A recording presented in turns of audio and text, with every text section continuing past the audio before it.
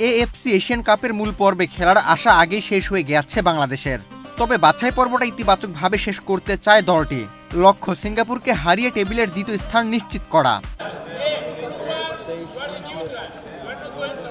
ওদের স্বপ্ন পূরণে পাশে থাকতে পেরে আমরা গর্বিত।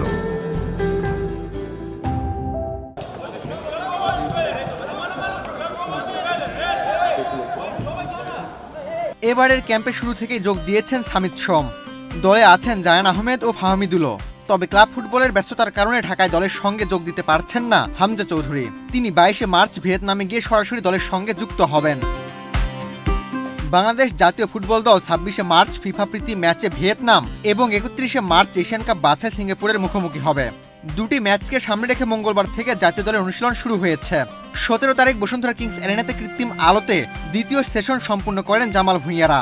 সিঙ্গাপুর ম্যাচের আগে ভিয়েতনামকে প্রতিপক্ষ হিসেবে পাওয়ায় দলে বাড়তি উচ্ছ্বাস কাজ করছে।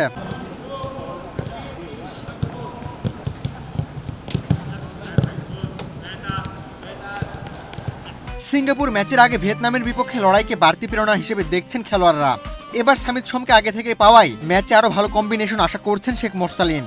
সেই সঙ্গে হামজা সামিদদের অন্তর্ভুক্তিতে দলের শক্তি আগের তুলনায় বেড়েছে, সেটাও মনে করেন এই মিডফিল্ডার। আশা করছি আমরা একটা গুড অপরচুনিটি আছে আমাদের এই কোয়ালিফায়ার রাউন্ডটা আমরা সেকেন্ড হয়েও আমরা শেষ করতে পারি, একটা গুড অপরচুনিটি আমাদের জন্য।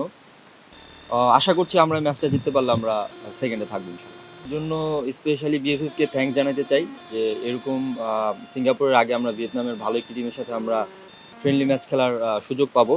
তো এটা আমাদের সিঙ্গাপুরের ম্যাচে খেলার আগে একটা বাড়তি একটা অনুপ্রেরণা বা সবাই নিজেকে ভালোভাবে আরো ঝালিয়ে নিতে পারবে। এশিয়ান কাপ বাছাই বাংলাদেশের আর বাকি আছে একটি ম্যাচ, আর সেটা 31 মার্চ সিঙ্গাপুরের বিপক্ষে। মূল পর্বে যাওয়ার সম্ভাবনা শেষ হলেও ম্যাচটি র্যাঙ্কিংয়ে উন্নতির সুযোগ হিসেবে দেখছেন কোচ হাবিয়ের ক্যাবরেরা। এর আগে 26 মার্চ ভিয়েতনামের বিপক্ষে প্রীতি ম্যাচে খেলবে বাংলাদেশ। 16 মার্চ থেকে শুরু হওয়া ক্যাম্পে বসুন্ধরা কিংস অ্যারেনায় ফুটবলাররা অনুশীলন করছেন। তবে ইংল্যান্ড প্রবাসী মিডফিল্ডার হামজা চৌধুরী ঢাকার ক্যাম্পে যোগ দিচ্ছেন না।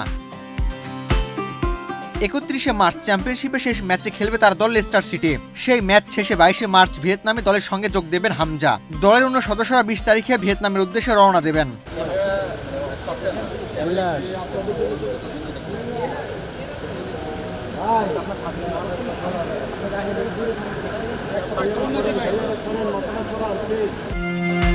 আবু তালহা, বাংলাদেশ প্রতিদিন।